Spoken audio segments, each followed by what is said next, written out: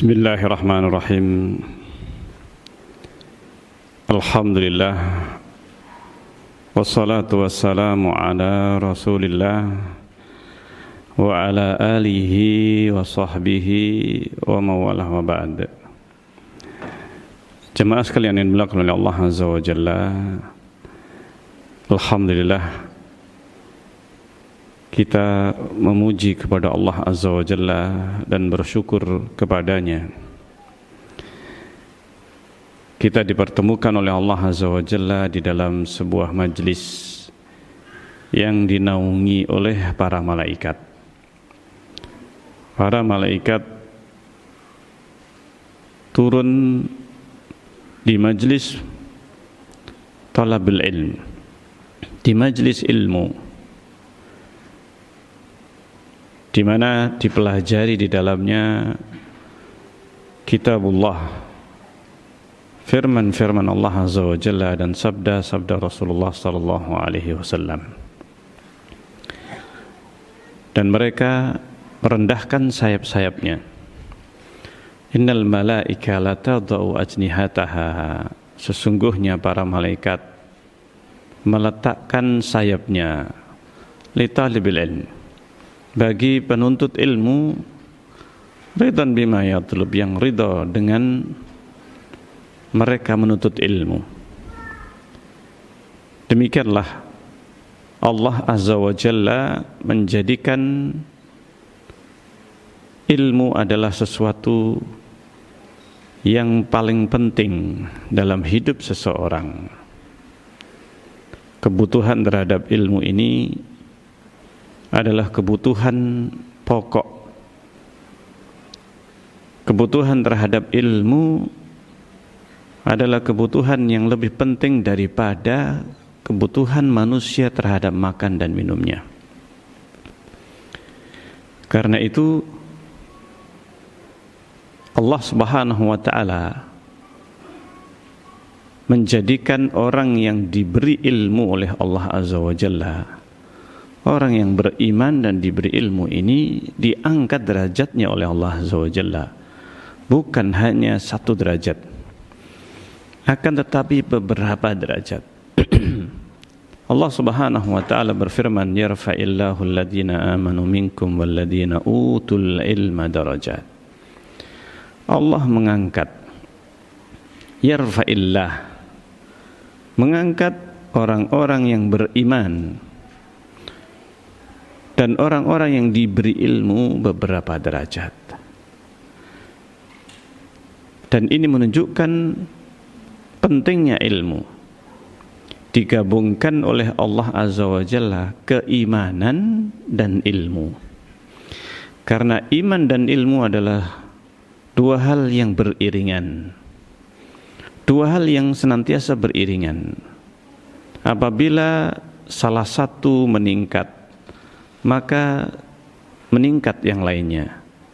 Demikian juga sebaliknya. Dan ilmu ini disebutkan keutamaannya oleh Allah di dalam ayat yang lain. Innama yakhshallaha min ibadihil ulama. Sesungguhnya innama yakhshallah, yang takut kepada Allah, min ibadihi, di antara hambanya adalah ulama. Allah mengangkat derajat para ulama, orang-orang yang berilmu. Demikian besarnya keutamaan yang Allah berikan.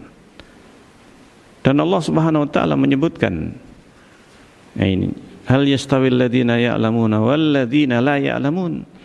Apakah sama orang-orang yang berilmu dan orang-orang yang tidak berilmu? Nah, ini keutamaan ilmu yang demikian besar. Demikianlah para nabi dan rasul diangkat oleh Allah Azza wa Jalla karena ilmu yang mereka dapatkan dari Allah Azza wa Jalla, yang membedakan dengan manusia yang lainnya, karena mereka langsung diberi oleh Allah Azza wa Jalla ilmu yang tidak diberikan kepada manusia yang lain. Malaikat Jibril menjadi malaikat paling utama, Sayyidul Malaikah, malaikat yang memiliki tingkatan kedudukan paling mulia di sisi Allah. Jibril diangkat oleh Allah dan dijadikan sebagai pemimpin malaikat karena tugasnya yang paling mulia di antara para malaikat yang lain. Yaitu apa? Tugasnya malaikat Jibril adalah membawa ilmu dari Allah kepada para nabi, manusia yang terbaik, para utusan Allah, para nabi dan rasul. Sehingga malaikat Jibril berurusan dengan manusia terbaik. Dan urusannya malaikat Jibril yang ditugaskan oleh Allah, yang diberi amanah malaikat Jibril untuk diemban, untuk disampaikan kepada manusia, adalah sesuatu yang paling penting, paling berharga pada manusia, paling berharga bagi manusia, yaitu ilmu dari Allah Azza wa Jalla, wahyu. Dan wahyu adalah merupakan ilmu. Dan Allah Subhanahu wa taala menjadikan manusia yang paling berilmu diangkat derajatnya oleh Allah Azza wa Jalla. Dan Rasulullah SAW adalah yang paling berilmu di antara para nabi dan rasul sebelumnya. Diturunkan Al-Quran, kitab yang sudah mencakup kitab-kitab sebelumnya. Kandungan Al-Quran sudah mencakup kandungan kitab-kitab sebelumnya. Dan Rasulullah menyebutkan beberapa hal yang tidak pernah disebutkan para nabi sebelumnya. Nah ini. Dan inilah yang menjadikan pentingnya ilmu. Dan ilmu ini dijadikan oleh Allah tidak langsung begitu saja diberikan kepada manusia. Selain para nabi dan rasul, maka manusia butuh untuk belajar. Butuh untuk belajar menuntut ilmu. Karena itu pelajaran atau transfer ilmu menjadi sangat penting, menjadi kebutuhan paling penting bagi manusia. Dan itulah transfer ilmu, pendidikan yang diajarkan para nabi dan termasuk Rasulullah SAW kepada para sahabat ridwanullah alaihim ajma'in. Ini adalah merupakan nikmat yang paling penting bagi manusia. Rasulullah menyampaikan ilmu kepada para sahabat radhiyallahu anhum. Para sahabat mereka mengajarkan ilmu itu kepada para tabi'in, kepada anak-anak mereka, kepada keluarga mereka. Dan kemudian secara estafet ilmu itu diajarkan. Dan disinilah proses pemberian dan proses pentransferan ilmu itu kepada generasi yang setelahnya. Dan ini yang disebut dengan pendidikan. Melalui proses pendidikan dari generasi kepada generasi yang setelahnya, transfer ilmu ini menjadi sangat penting. Dan itulah yang dibutuhkan oleh manusia. Hidayah dan petunjuk dari Allah Azza wa Jalla ini ditransfer melalui generasi demi generasi. Dan yang paling pertama kali mereka mentransfer dan mendapatkan ilmu, proses itu diawali dengan keluarga. Proses transfer ilmu ini yang pertama kali didapatkan oleh seorang manusia adalah melalui keluarga.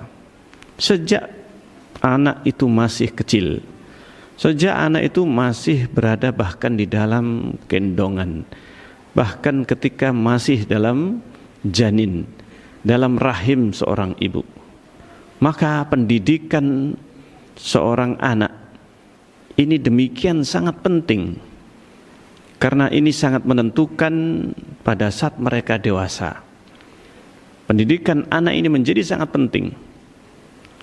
Dan itu adalah sebuah proses yang paling berharga pada saat manusia menjalani hidupnya.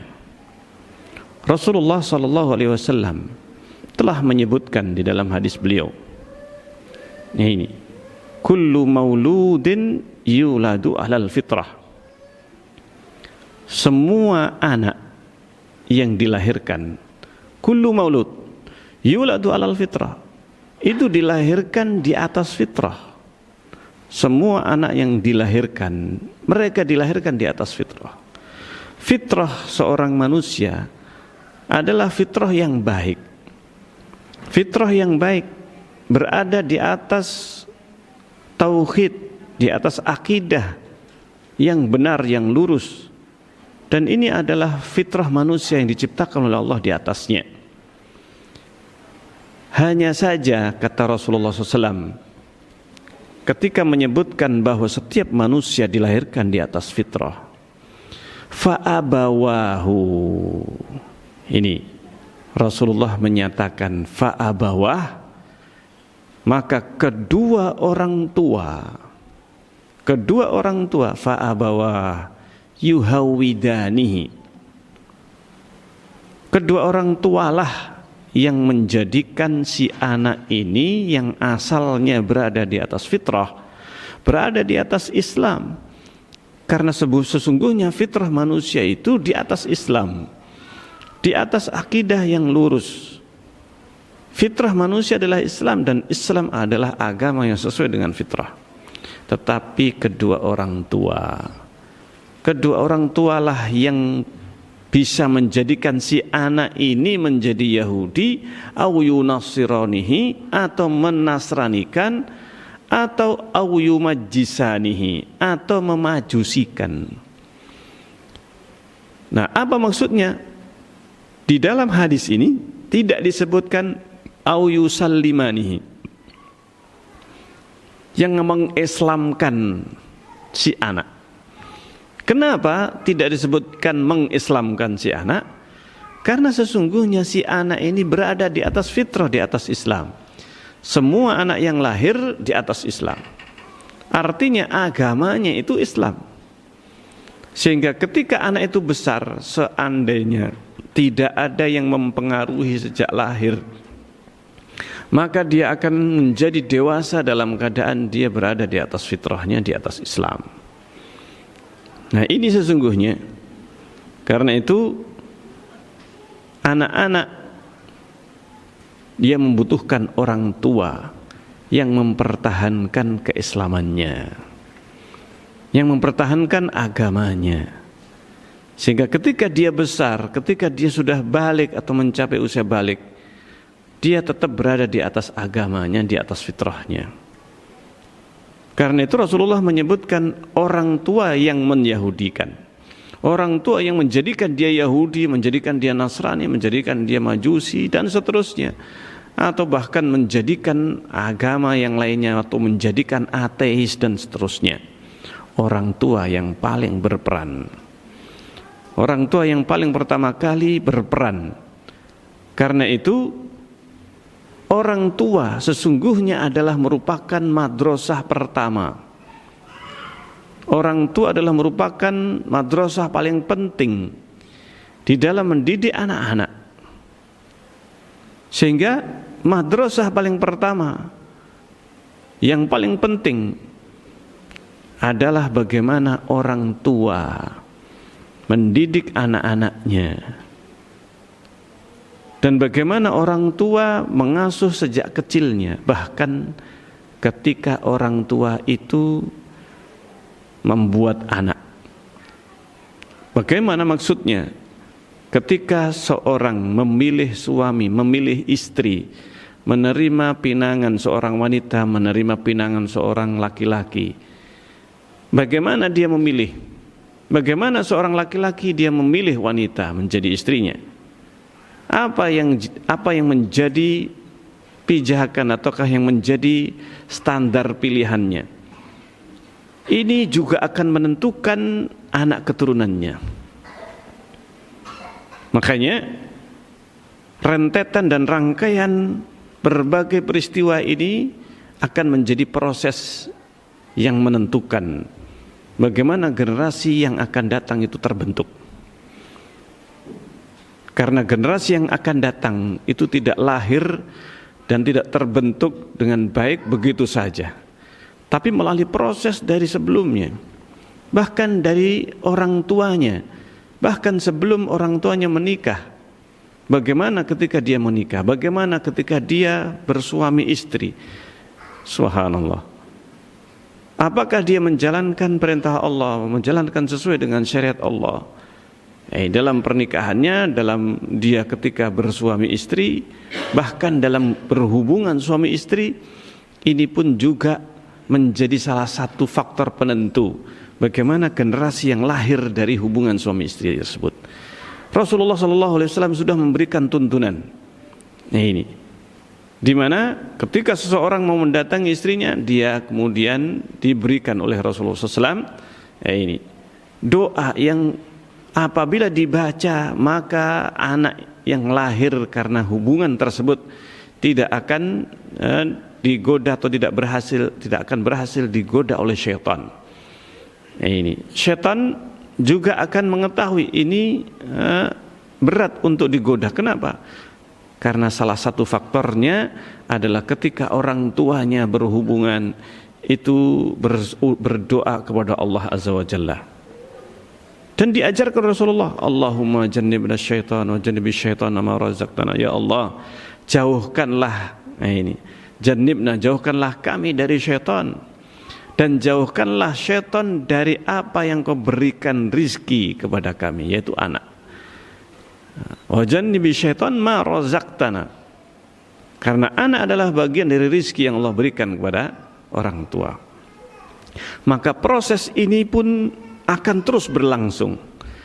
Ketika terjadi hubungan suami istri dan diawali dengan doa, lalu kemudian lahir anak, kemudian wanita ini hamil, dan di masa hamilnya wanita ini senantiasa menjaga ketakwaannya kepada Allah Azza wa Jalla, menjaga ketakwaannya. Maka di sini ketika lahir generasinya, anaknya, maka dia akan lebih terjaga. Orang tua pada saat atau ibunya pada saat dia hamil, dia senantiasa beribadah kepada Allah, berdoa kepada Allah. Ini untuk anaknya, membaca Al-Quran. Membaca Al-Quran, orang tuanya, ayahnya mencari rizki yang halal, mencari rizki yang dijauhkan dari yang haram, bahkan yang syubhat, maka dihindari. Maka ini benih-benih yang akan dia tanamkan, yang dia berikan makanan istrinya, yang akan masuk ke dalam janinnya. Ini semuanya sangat berpengaruh kepada masa depan si anak yang akan dia lahirkan. Ketika lahir si anak, si bayi ini, maka kedua orang tuanya juga demikian penting perannya. Dan bagaimana ketika si kecil ini dididik, diasuh oleh seorang ibu, dan kemudian diajari sejak masih kecil dengan ilmu yang bermanfaat. Ini ditanamkan akidah yang benar sejak anak itu masih kecil. Subhanallah. Maka seorang ibu ini menjadi madrasah paling penting bagi anak-anaknya. Meskipun seorang ayah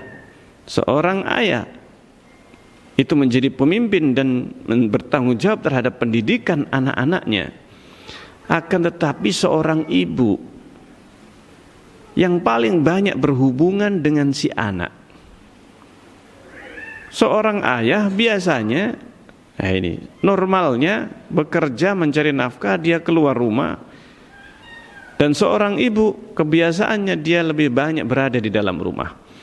Dan inilah yang seharusnya, atau tatanan atau aturan yang sesuai dengan syariat.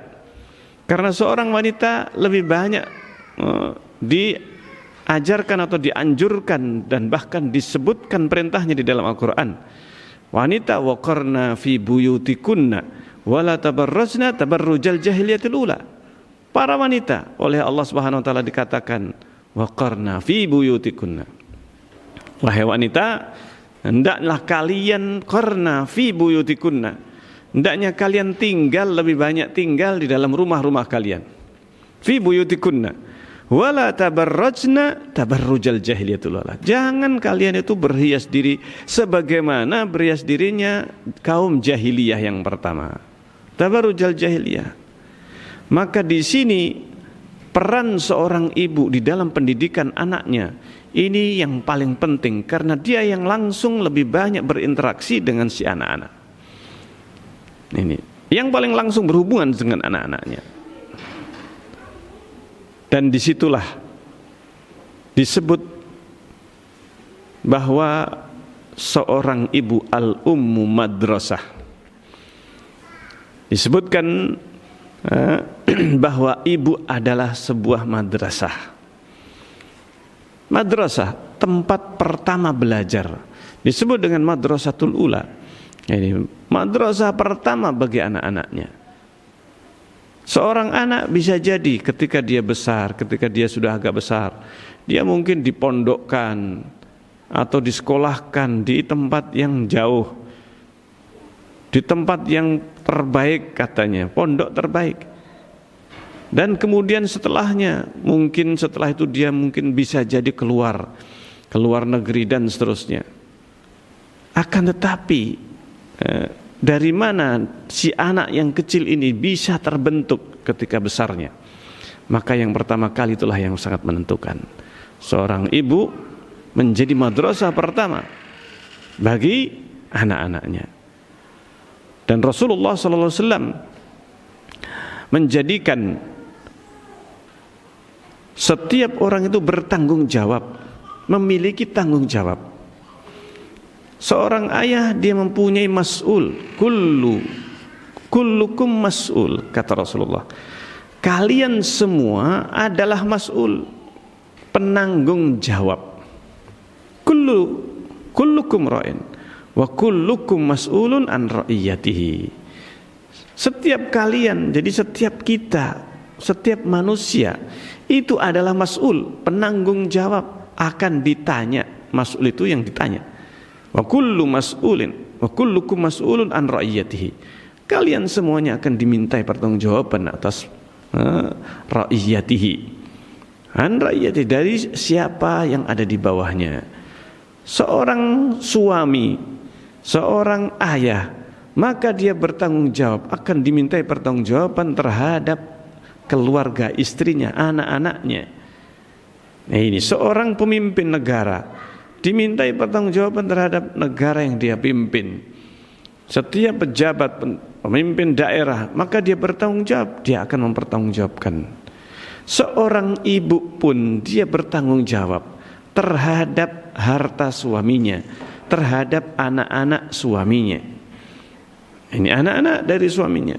Maka sang ibu ini seorang wanita, dia mempunyai tanggung jawab dan akan dimintai pertanggungjawabannya di sisi Allah atas apa yang dia pimpin. Dialah sang ibu yang memimpin anak-anaknya ketika di rumah, ketika masih dalam usia yang mana sang anak ini akan terus senantiasa berada di rumah, dan terus senantiasa sang ibu lebih banyak berinteraksi, lebih banyak berhubungan dengan anak-anaknya. Maka bagaimana ketika sang ibu ini berinteraksi dengan anak-anaknya? Subhanallah. Karena Pak, biasanya seorang bapak, seorang ayah lebih banyak di luar rumah, lebih banyak dia di luar rumah. Ini bekerja di luar rumah, mencari nafkah untuk istri dan anak-anaknya.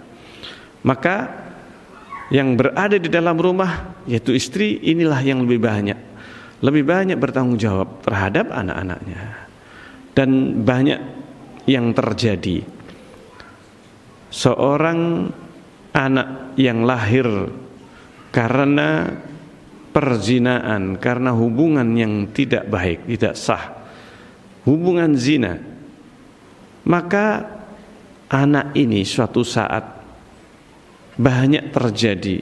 Si anak yang merupakan hasil dari perzinaan, kedua orang tuanya, salah satu atau di antara kedua orangnya, ketika anak itu lahir dan besar, banyak kejadian anak itu kemudian meneruskan perbuatan orang tuanya. Kenapa? Si anak ini hasil zina. Dan bahkan si anak itu tahu atau tidak perbuatan orang tuanya bahwa dia hasil perzinaan, maka banyak terjadi si anak ini di kemudian hari dia juga berzina. Waliyadzubillah. Dia juga melakukan yang namanya perzinaan. Dan ini yang kemudian disebut ini hukum karma katanya. Iya. Nah, ini sebenarnya ini adalah merupakan salah satu akibat dari apa? Dari benih yang dia tanam di dalam dirinya, di dalam tubuhnya. Ketika benih itu benih yang haram, maka banyak berpengaruh. Dan ini adalah merupakan sunnatullah. Merupakan sunnatullah. Karena itu disebutkan bahwa para nabi, para rasul, mereka adalah terhindar atau terjauh dari nasab, dari benih-benih yang haram. Mereka lahir, para nabi dan rasul, mempunyai nasab yang jelas. Mempunyai nasab yang jelas, dan mereka ini jauh dari yang namanya anak yang merupakan hasil dari perzinaan pada nenek moyangnya, meskipun tidak langsung. Akan tetapi para nabi dan rasul mereka bersih, Allah Maha tahu, dan Allah menjaga nasabnya para nabi. Ini adalah nasab yang bersih, nasab yang bersih. Makanya pentingnya pendidikan si anak. Madrasah yang paling penting dan paling pertama bagi si anak adalah madrasahnya orang tua, dan terutama adalah seorang ibu. Ini. Dan ini butuh kerjasama. Seorang ayah tidak begitu langsung menyerahkan tanggung jawab itu kepada sang ibu, sang istri, dan tidak dia perhatikan. Akan tapi seorang ayah, seorang suami, dia bertanggung jawab. Dia juga akan dimintai pertanggungjawaban. Bagaimana ketika dia memimpin istrinya, dia memimpin istrinya di dalam pendidikan anak-anaknya. Maka seorang ayah dia mempunyai tanggung jawab. Bagaimana dia mendidik anaknya, bagaimana menempatkan anaknya, bahkan pergaulan anak. Pergaulan anak ini menjadi tanggung jawab orang tuanya. Ini bergaul dengan siapa si anak itu, maka ini butuh. Ini butuh pendidikan si ayah, butuh pendidikan orang tua. Nabi Ibrahim alaihissalam, beliau seorang ayah yang begitu besar. Bagaimana tanggung jawab beliau ketika anaknya Ismail alaihissalam, yang senantiasa beliau berkunjung, dan beliau mendidik anaknya Ismail alaihissalam, hingga ketika Nabi Ibrahim bermimpi pada saat beliau di dalam mimpinya menyembelih si anak, maka beliau menyampaikan kepada Ismail alaihissalam.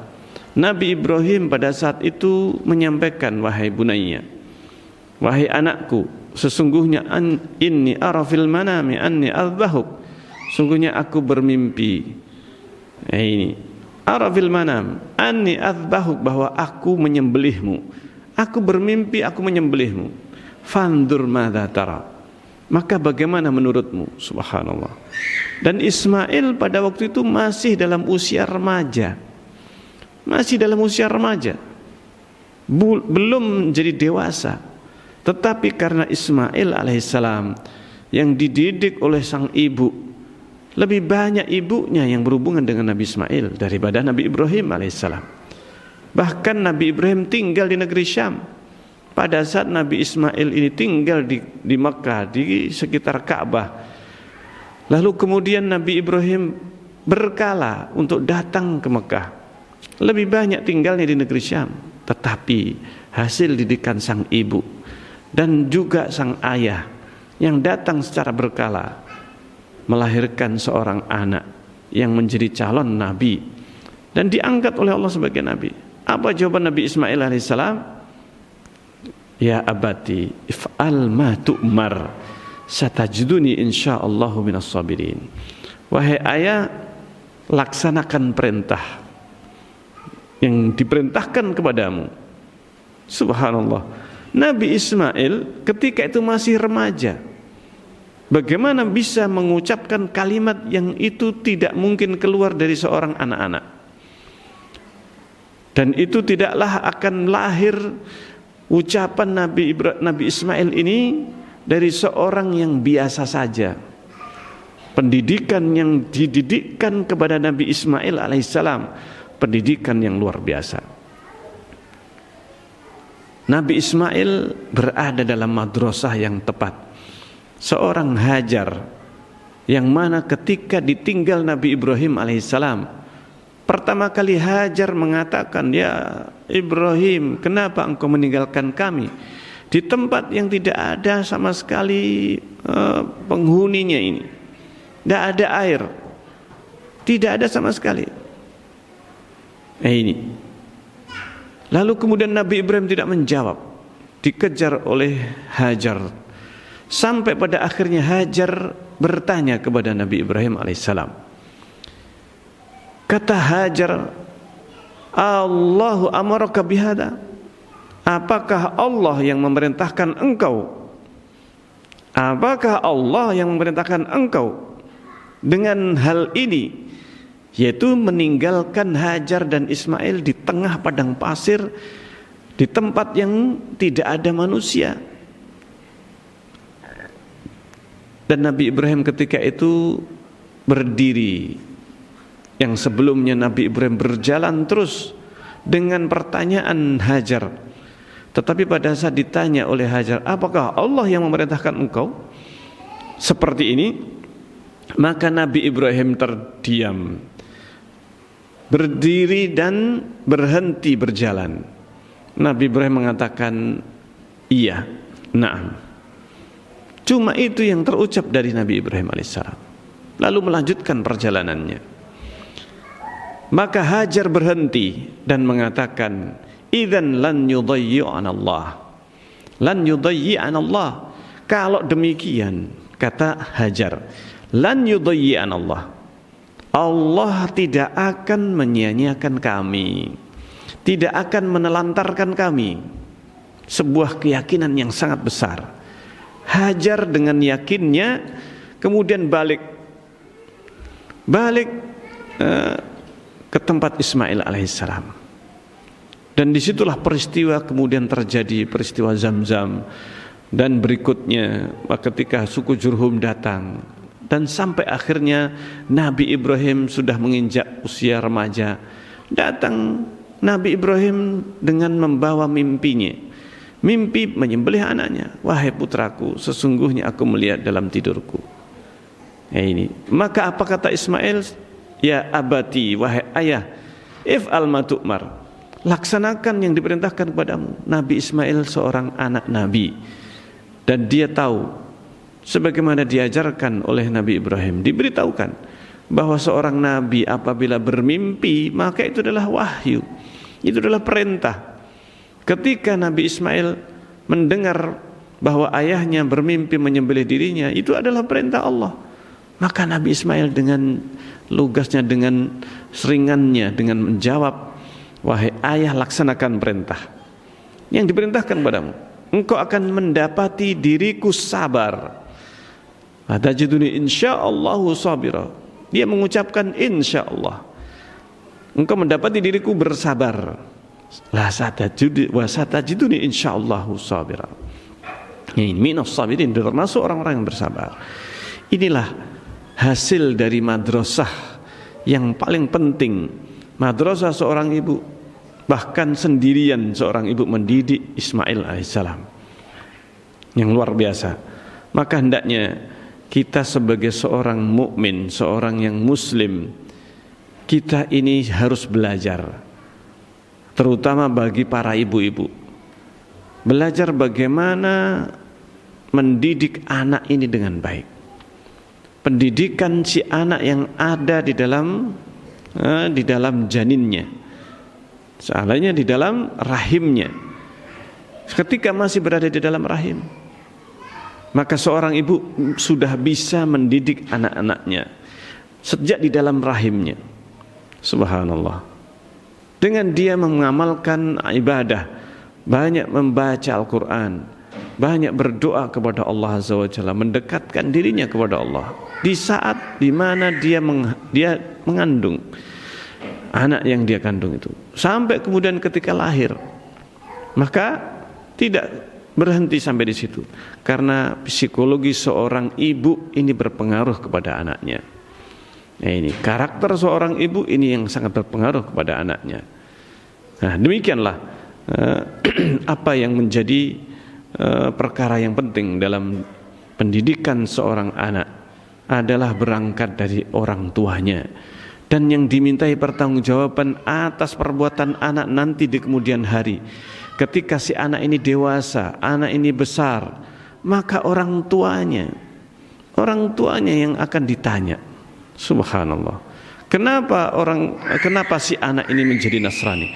Kenapa si anak ini menjadi Yahudi? Dan bagaimana si anak ini kok menjadi orang-orang yang rusak? Maka orang tua yang pertama kali ditanya. Ini orang tua yang pertama kali ditanya oleh Allah Azza wa Jalla. Maka hendaknya kita ini berusaha untuk belajar mendidik anak-anak kita. Ini terutama ibu-ibu ini harus belajar bagaimana mendidik seorang anak. Dengan dia juga harus belajar ilmu-ilmu agama yang harus dia pelajari. Untuk apa? Karena dialah yang pertama kali akan mendidik anaknya dengan ilmu yang dia dapatkan. Ilmu yang dia dapatkan. Subhanallah. Ini karena apa? Gurunya para ulama yang pertama kali adalah orang tuanya. Imam Bukhari, salah satu di antara contoh yang mana Imam Bukhari rahimahullah ta'ala, ibunya ketika lahir Imam Bukhari menjadi anak yatim. Imam Bukhari rahimahullah ta'ala, beliau belajar pertama kali kepada ibunya. Belajar pertama kali kepada ibunya. Hingga disebutkan sampai ketika ibunya sudah tidak bisa, sudah semuanya yang dimiliki, ilmu yang dimiliki oleh sang ibu ini sudah semuanya disampaikan. Maka Imam Bukhari rahimahullah ta'ala kemudian pergi belajar menuntut ilmu, hingga akhirnya suatu saat disebutkan bahwa Imam Bukhari pernah hendak bertemu dengan ibunya karena saking rindunya kepada sang ibu. Imam Bukhari rahimahullah ta'ala terlalu keras dalam mengetuk pintu. Lalu kemudian sang ibu ini meskipun memendam kerinduan yang sangat besar kepada putranya, akan tetapi sang ibu ini justru menjawab untuk kembali, karena dia masih belum sempurna adab-adabnya terhadap sang ibu. Ketika mengetuk pintu terlalu keras disebutkan dan kemudian pergilah kembali. Sampai akhirnya Imam Bukhari menjadi seorang yang sangat besar dan sangat dikenal hingga sampai sekarang ini. Demikian juga ibunda Imam Syafi'i. Ibunda, kalau seandainya dikumpulkan bagaimana para ulama, para salaf, orang-orang besar, maka dilihat bagaimana ibunya, bagaimana sang ibu mendidiknya. Ibunda Muhammad Al-Fatih yang menaklukkan Konstantinopel, maka adalah seorang ibu yang demikian tegar dan demikian kuatnya dalam mendidik anaknya. Dan para ulama, maka disebutkan kisah-kisah para ulama bagaimana ibundanya mereka. Ini madrasah paling penting. Ini bagaimana madrasah paling penting itu berjalan pada seorang ibu, tanpa harus membangun madrasah yang megah, tetapi meskipun hanya di dalam sebuah rumah yang reot, sebuah rumah yang sangat sederhana, tetapi ketika seorang ibu mendidik anaknya dengan baik, maka ini akan menjadi sebuah kekuatan besar, pendidikan yang paling berhasil di kemudian hari. Sampai di sini insyaallah apa yang bisa saya sampaikan dalam kesempatan kita kali ini semoga bermanfaat, dan semoga dengan kajian ini kita bisa memahami pentingnya madrasah pertama bagi seorang anak, yaitu seorang ibu di dalam mendidik anaknya. Ya, ini bagaimana yang terbaik. Dan apabila seorang ibu ini menjadi madrasah pertama, termasuk yang pertama kali mengajarkan Al-Quran, membaca Al-Quran, belajar membaca dan menulis seorang ibu, dan tidak disibukkan ibunya ini dengan pekerjaan di luar rumah, sementara anak-anaknya diserahkan kepada guru-guru yang bisa jadi tidak seperti seorang ibu.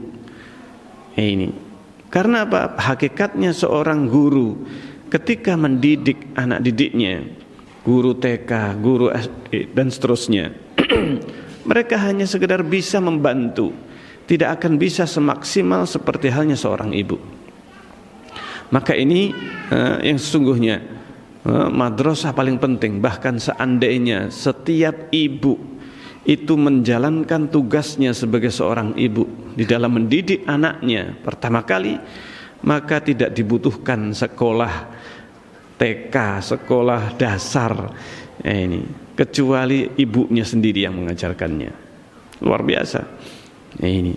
Tetapi karena sekarang ini zaman di mana seorang ibu itu disebut dengan ibu karir, akhirnya dia bekerja di luar rumah, sementara anak-anaknya ini disekolahkan, kemudian sampai akhirnya pendidikan dan pergaulannya pun seorang ibu tidak mengetahui. Maka yang terjadi banyak sekali generasi yang sekarang ini, generasi yang lepas kontrol dan kendali dari orang tuanya. Kenapa demikian? Karena dia sejak awal bukanlah pendidik, bukanlah menjadi madrasah bagi anak-anaknya. Ini bukan madrasah bagi anak-anaknya. Maka jadilah para ibu dan para bapak menjadi madrasah paling penting bagi si anak. Ini bagi anak-anaknya sendiri, dan bukan bagi orang lain. Bukan bagi orang lain. Sehingga seorang ibu yang menjadi saya juga bisa jadi guru TK, maka jangan kemudian melupakan anaknya sendiri. Anaknya orang dia didik, dia asuh, tapi tersibukkan dengan orang lain, anaknya sendiri terbengkalai. Ini justru tugas pertama seorang ibu guru, seandainya statusnya jabatannya guru SD, guru TK bahkan, atau guru SMA, seorang wanita, maka hendaknya dia yang seharusnya menjadi guru TK bagi anak-anaknya, atau sebelumnya yaitu PAUD, maka dia hendaknya menjadi guru bagi anak-anaknya sendiri. Baik, ini yang bisa saya sampaikan dalam kesempatan kita kali ini. Semoga bermanfaat bagi kita sekalian. Dan kita masuk kepada beberapa pertanyaan. Ini yang pertama, apakah seorang anak hasil zina masih wajib berbakti kepada ayah biologisnya? Kewajiban apa yang melekat antara seorang anak hasil zina dengan pihak ayah biologisnya? Apakah anak ikut menanggung dosa orang tua yang berzina? Tentang masalah anak hasil zina, apabila ayah biologisnya sekaligus ayah yang kemudian menikahi ibunya, yang mana ketika si anak ini lahir, dia sebagai ayahnya.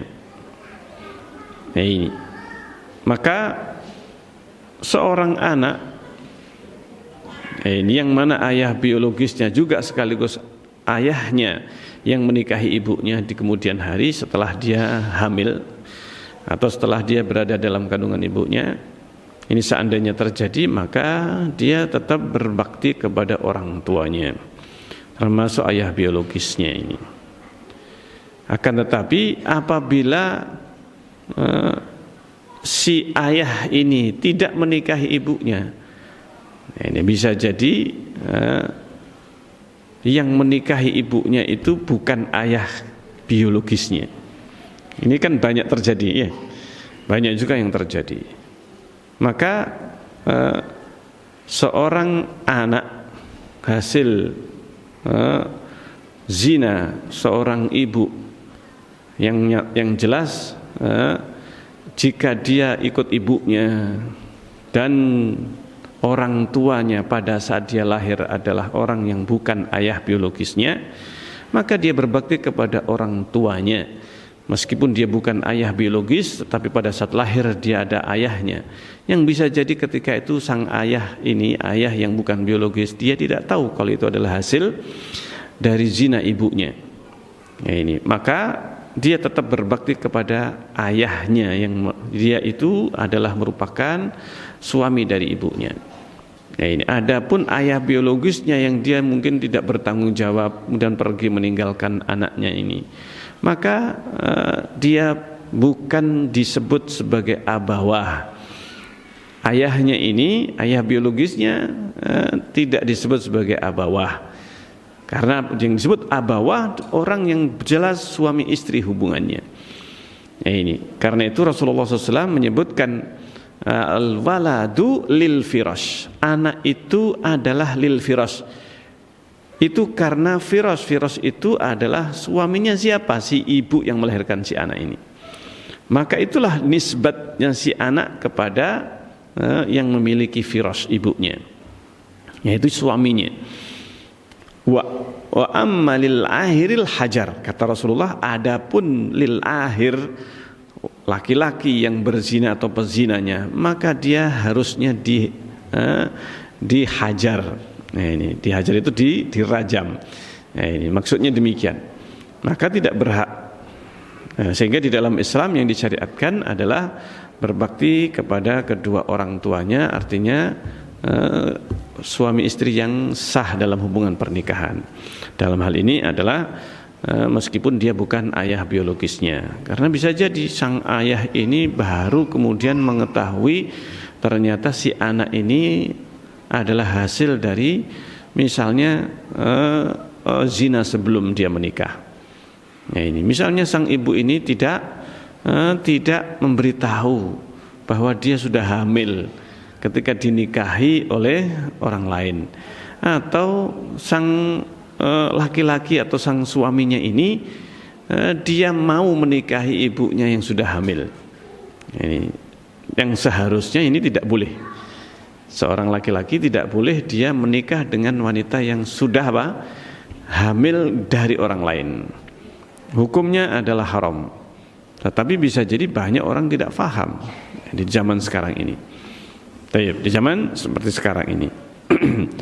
Hanya saja para ulama mereka berselisih tentang sah tidaknya pernikahan itu. Ada yang mengatakan sah tapi berdosa kalau dia itu tahu bahwa sang istri atau calon istrinya ini sudah hamil dari orang lain. Apabila seorang itu tahu, maka tidak dibolehkan. Bolehnya kalau dia itu menikah setelahnya, setelah lahir si anak itu. Dia menikahi si wanita ini yang sudah melahirkan, baru dibolehkan. Baik. Kemudian yang berikutnya, semoga Allah selalu merahmati para ulama, ustaz dan semua umat mukmin. Allahumma amin. Allah afwan izin bertanya, bagaimana statusnya harta yang didapat dari pekerjaan yang syubhat? Masih ada beberapa yang melanggar syariat. Ketika saya sudah memberitahu owner, apakah kewajiban tersebut gugur terhadap saya? Memberitahu owner, jadi berarti bekerja pada orang lain, ownernya, yang mana terdapat syubhat. Apabila di dalam pekerjaan atau di dalam tempat dia bekerja itu terdapat syubhat, yang mana yang dijual misalnya, ataukah yang di perusahaan pabriknya, misalkan bekerja di pabrik apa misalnya rokok, ataukah kertas yang khusus untuk produksi rokok misalnya ya. Nah itu pabriknya kertas, tapi memang khusus untuk apa? Bukan kertas semuanya, tapi kertas khusus untuk rokok. Maka sesungguhnya ini juga termasuk bagian dari pabrik rokok ini sendiri, yang mana hukumnya sama dengan hukum rokok. Apabila demikian bukan syubhat lagi, tetapi ini sudah menjadi apa? Keharaman. Maka dia resign, bukan menasihati, sekedar menasihati. Kalau seandainya kemudian tidak diterima, maka dia resign dari pekerjaannya. Nah ini, karena apa? Ada syubhat di dalam pekerjaan tersebut. Maka ini itulah yang paling afdal. Karena apa? Karena perkara syubhat itu diperintahkan oleh Rasulullah untuk meninggalkannya. Nah ini, diperintahkan untuk meninggalkannya. Karena itu Rasulullah SAW beliau bersabda, al halalu bayyinun wal haramu bayyin wa bainahuma umurun mustabihat la ya'rifuna katsirun minan nas. Yang halal jelas, yang haram jelas, antara keduanya syubhat. Antara keduanya perkara syubhat. Tidak banyak orang yang mengetahuinya. Barang siapa yang menjauhi syubhat, ini, maka dia telah meninggalkan yang haram. Tapi barang siapa yang makan syubhat, maka dia makan haram. Maksudnya para ulama ada yang menjelaskan, orang yang makan syubhat dia sudah makan haram. Ini makna yang pertama, artinya dia sudah haram. Yang kedua, barang siapa yang makan syubhat, barang siapa yang menjerumuskan diri ke dalam syubhat, dia akan terbawa syubhat itu kepada yang haram. Nah ini, jadi apapun yang terjadi jika pekerjaan itu mengandung syubhat, nah ini, apalagi haram, maka segera dia meninggalkan. Kalau dia bukan pemiliknya, maka dia resign. Nah ini, nanti saya kerja apa, di mana, makannya bagaimana? Jangan khawatir kepada Allah, jangan suudzon kepada Allah. Kata Rasulullah SAW, man taraka syai'an lillahi awadahu Allahu khairan minhu. Barang siapa yang meninggalkan sesuatu karena Allah. Apa sesuatu ini? Apa saja. Semua yang haram, yang syubhat, yang makruh, dia tinggalkan karena Allah. Barang siapa yang meninggalkan sesuatu karena Allah, Allah bakal ganti. Ini jaminan ini. Seorang mukmin mesti harus yakin dengan jaminan dan janji Allah SWT. Yaitu apa? Barang siapa yang meninggalkan sesuatu karena Allah, Allah pasti ganti, kata Rasulullah, dengan yang lebih baik. Dan ini terjadi banyak sekali.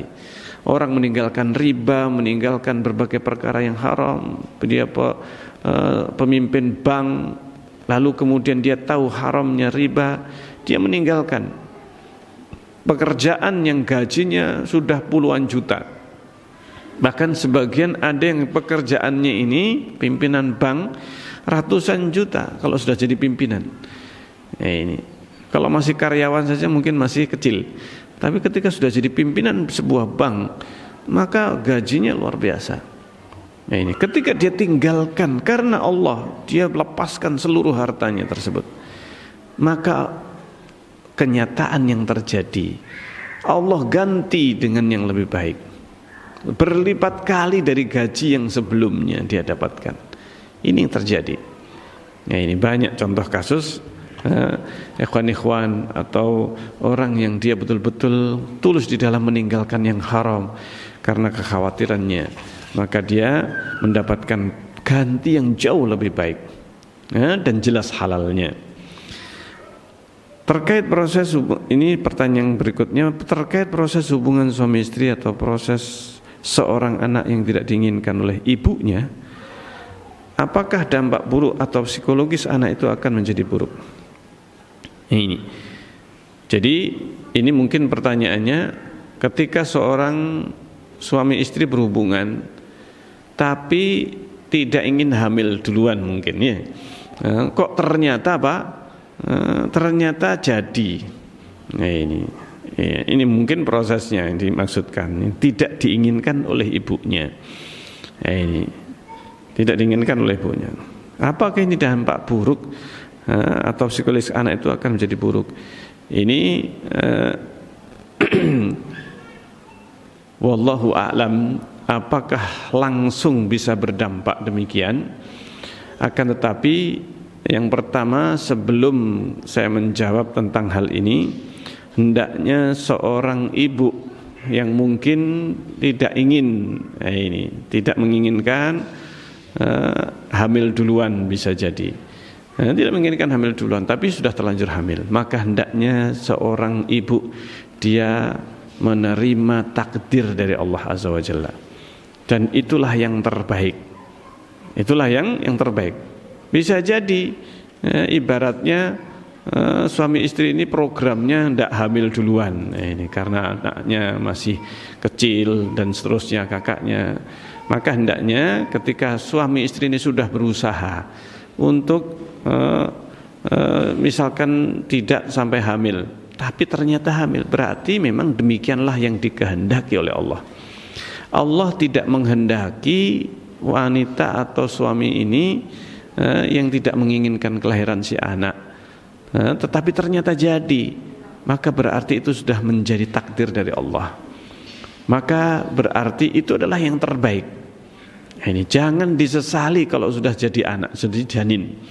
Ini kehamilan itu jangan sampai disesali. Oh sudah kita bikin, sudah ikut KB programnya semuanya dijalankan.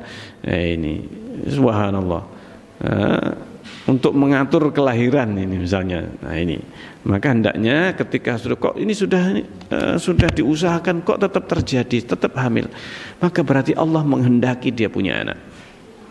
Berapa banyak orang yang pengen punya anak tidak punya, iya kan? Ini berapa banyak yang menginginkan pengennya punya anak banyak, yang lahir cuma satu sampai tua. Ini subhanallah. Sementara ini sudah diberi oleh Allah anak rezeki. Ini kok tidak Pak? Tidak mau atau bahkan kecewa, menyesal. Maka ini nasihat yang penting bagi seorang ibu.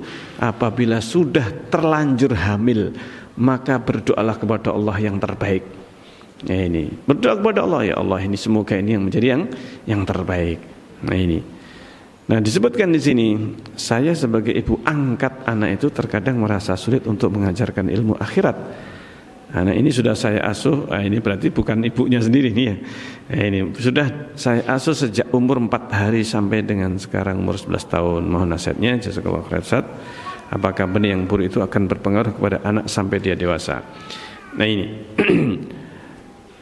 bisa jadi benih yang asalnya anak itu bukan diinginkan oleh kedua orang tuanya.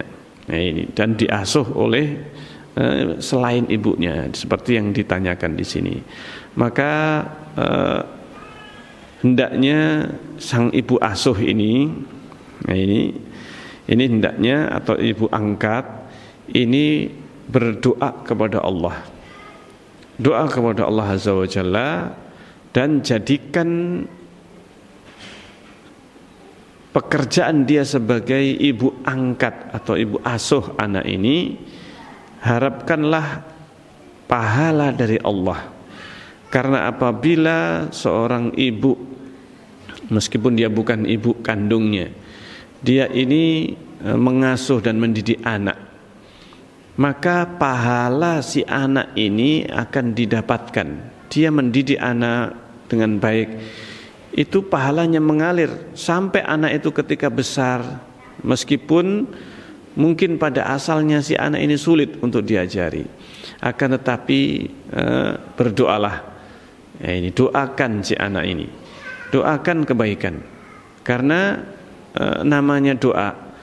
Ini saya sudah berdoa Ustaz, ini kok sudah saya doakan sekian lama tapi kok enggak dikabul-kabulkan.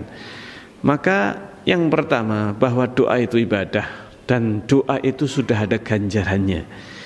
Ini, dan Allah sudah menjanjikan apabila seorang itu berdoa maka pasti dikabulkan. Hanya saja bisa jadi dikabulkan oleh Allah Azza wa Jalla persis sebagaimana yang dia minta, atau ada penggantinya, ada pengganti yang lebih baik daripada yang dia minta itu. Nah ini bisa jadi dikabulkannya suatu saat nanti, bukan sekarang. Makanya bersabar, bersabar dan hendaknya seorang ibu ini tidak putus asa dari rahmat Allah Azza wa Jalla. Jadi ini yang bisa kita ambil faedahnya dari pendidikan si anak ini. Jadi mendidik ini butuh kesabaran ekstra, apalagi si anak yang memiliki misalkan kekhususan atau kelemahan di dalam mentalnya dan yang lain sebagainya. Maka ini bisa jadi mendapatkan pahala yang demikian banyaknya. Baik. Ini ada pertanyaan yang berikutnya. Saya punya anak perempuan usia 9 tahun. Anak saya ini lebih takut kepada ayahnya dibandingkan ke saya. Jika saya menasihati jarang mau didengar. Saya merasa sudah cukup sabar dan tegas saat berbicara. Apalagi yang harus saya lakukan? Jazakallah khairan. Yang paling penting, dan ini adalah sebuah kaidah, bahwa doa ibu itu lebih kuat daripada doa ayah. Meskipun keduanya, doa kedua orang tua itu mustajab, akan tetapi seorang ibu mempunyai kelebihan. Maka yang paling penting adalah kesabaran di samping terus berdoa, dan bisa jadi dikabulkan oleh Allah setelah dia meninggal. Nah ini setelah dia meninggal. Nah di dalam mendidik anak ini harus tetap bekerja sama antara seorang ibu dan seorang ayah. Bekerja sama dalam mendidik anak-anaknya, terutama jangan sampai nampak di hadapan si anak adanya perselisihan si orang tua, karena bisa jadi anak itu akan memanfaatkan keadaan tersebut. Ternyata terjadi perselisihan antara sang ibu dan sang ayah, sehingga anak ini cenderung untuk mencari perlindungan, bahkan legitimasi terhadap perbuatannya kepada siapa yang lebih melindungi dirinya atau lebih nyaman dia dengannya. Maka apabila orang tua mempunyai kesepakatan di dalam mendidik anak, ini akan menjadikan anak ini tidak kemudian memanfaatkan keadaan orang tua.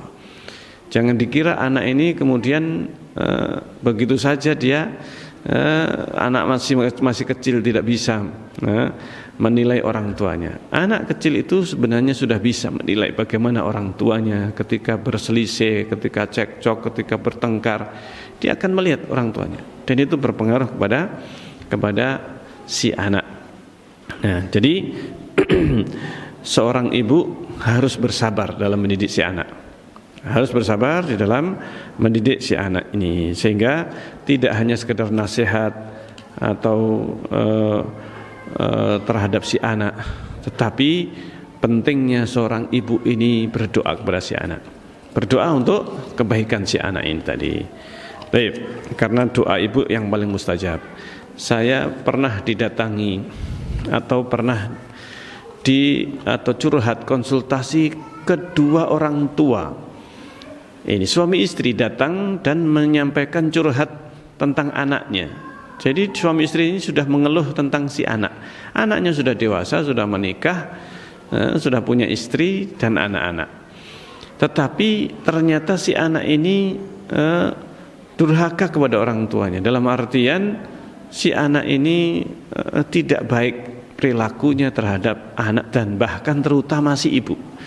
Terutama justru perilakunya tidak baik kepada si ibu. Ternyata karena kecemburuan si istri. Ini bahayanya istri ini yang tidak baik. Ada sebagian istri itu cemburu kepada mertuanya, ibu mertuanya, karena si suami lebih dekat atau lebih sangat peduli kepada ibunya atau kepada orang tuanya.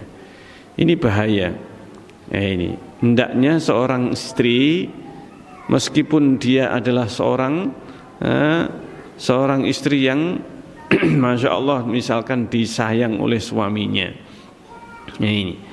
tetapi jangan kemudian ketika sang suami dia lihat lebih perhatian dalam artian ketika sang anak ini begitu beraktinya kepada orang tuanya, terutama ibunya. Justru dia seharusnya merasa senang suaminya itu seorang yang berbakti kepada ibunya, bukan malah justru cemburu kepada apa? Ibu mertua. Nah ini ibu-ibu ini terutama, ya kan? Nah, justru membantu suaminya bagaimana cara sang suami ini lebih banyak berbakti kepada ibunya. Ini lebih berbakti kepada ibunya. Bagaimana caranya? Dia membantu. Ini, masya Allah. Jadi bukan cemburu. Maka di sini penting. Baik. Ini pertanyaan berikutnya. Ustadz tadi menyatakan bahwa pergaulan anak menjadi tanggung jawab orang tua. Tempat tinggal kami lingkungan Hindu dan anak saya tidak pernah saya izinkan keluar rumah karena takut terpengaruh, dan anak saya sekarang menjadi introvert, ya, takut sama orang yang tidak dikenal. Bagaimana ya Ustadz baiknya? Jadi yang penting itu sebenarnya si anak, pergaulan sesama anak ini bukan kita batasi dan bahkan kita kekang, karena bisa jadi akan justru anak ini ketika demikian kondisinya ini malah menjadi menjadi karakter yang penakut dan yang lain sebagainya. Yang perlu untuk dididik si anak ini, meskipun dia bergaul sebagaimana anak-anak yang lain, akan tetapi pendidikan agama terhadap si anak ini sejak kecil.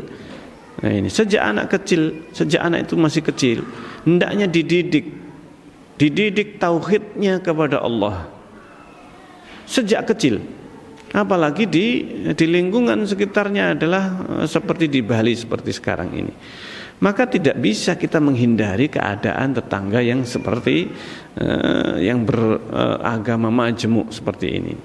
Maka yang bisa kita ajarkan sejak kecil anak-anak ini. Dia bisa jadi tetangganya ada puranya atau ada tempat ibadahnya, tapi si anak ini diberitahu. Nah ini diberitahu sejak awal, sejak kecil tentang tauhid. Ini pentingnya penanaman tauhid ini sejak kecil. Ibnu Abbas sejak kecil bersama Rasulullah SAW. Beliau mengajarkan kepada Ibnu Abbas ini, ya gulam ihfadillah yahfadka. Ini penting untuk kita ketahui. Pelajari hadis-hadis yang seperti ini yang menunjukkan bahwa si anak ini dididik tauhid ini sejak kecil. Dan dididik sejak kecil bahayanya syirik. Bisa jadi anak kita ini justru di kemudian hari ini akan menjadi seorang yang tegar atau tangguh. Ketika dia sejak kecil dia berhadapan dengan orang yang mempunyai keyakinan yang berbeda dengan dirinya, kita ajarkan di sebelah tetangga sebelah itu agamanya demikian. Nah ini, sehingga kita ajarkan kebenaran pada si anak ini. Nah bukan berarti kita halangi secara total sama sekali. Nah ini perlu diperbaiki cara mendidik seperti ini, dan hendaknya kita memberi izin keluar kepada si anak ini ketika untuk bermain sebagaimana anak-anak yang lain. Apabila memungkinkan, kita ini membuat komunitas di perumahan atau di lingkungan yang islami, ini adalah lebih baik lagi. Tetapi jika tidak memungkinkan, maka kita butuh komunitas, misalkan di sekolah, bikin sekolah TK, PAUD, ini SD dan sebagainya yang muslim.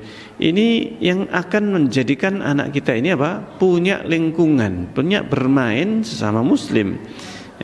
Nah ini yang perlu untuk dirintis adalah terutama di lingkungan di Bali ini adalah membuat tempat pendidikan muslim. Meskipun hanya PAUD saja. Meskipun hanya PAUD saja. Masya Allah. Ini kalau bisa, maka apalagi jumlah atau di antara kita ini sudah mulai banyak. Maka yang perlu difikirkan adalah terutama kalau si anak itu masih usia balita, usia PAUD dan kemudian SD. yang mana tidak memungkinkan untuk dipondokkan misalnya di tempat yang jauh, maka ini usahakan. Ini adalah saran dan penting bagi kita, yaitu membuat lingkungan si anak ini punya sekolah, punya tempat, misalnya PAUD ini, di mana di situ diajarkan tauhid sejak kecil, sehingga si anak ini akan terdidik sejak awal. Jadi itu yang bisa saya sarankan terkait dengan pendidikan si anak. Ini karena kalau kita terlalu mengekang pergaulan si anak dengan sesamanya yang seusia dan sebayanya, ini juga tidak baik. Ini maka jangan terlalu mengekang si anak, tapi juga tidak lepas kontrol. Tetap senantiasa kita mengontrol si anak ini. Jadi seperti itu. Wallahu taala alam bissawab. Baik. Adapun yang sudah terlanjur, maka ini perlu terapi. Si anak ini perlu diterapi secara psikologisnya. Nah, ini bisa bisa diterapi dengan sedikit demi sedikit. Mungkin demikian. Wallahu taala alam bissawab. Jadi perlu diberikan pergaulan kepada yang sesamanya atau sebayanya. Ini pentingnya. Mungkin demikian, dan waktunya kelihatannya sudah mepet. Kita akhiri sekian. Subhanakallahumma rabbana bihamdik asyhadu an la ilaha illa anta astaghfiruka wa atubu ilaik. Assalamualaikum warahmatullahi wabarakatuh.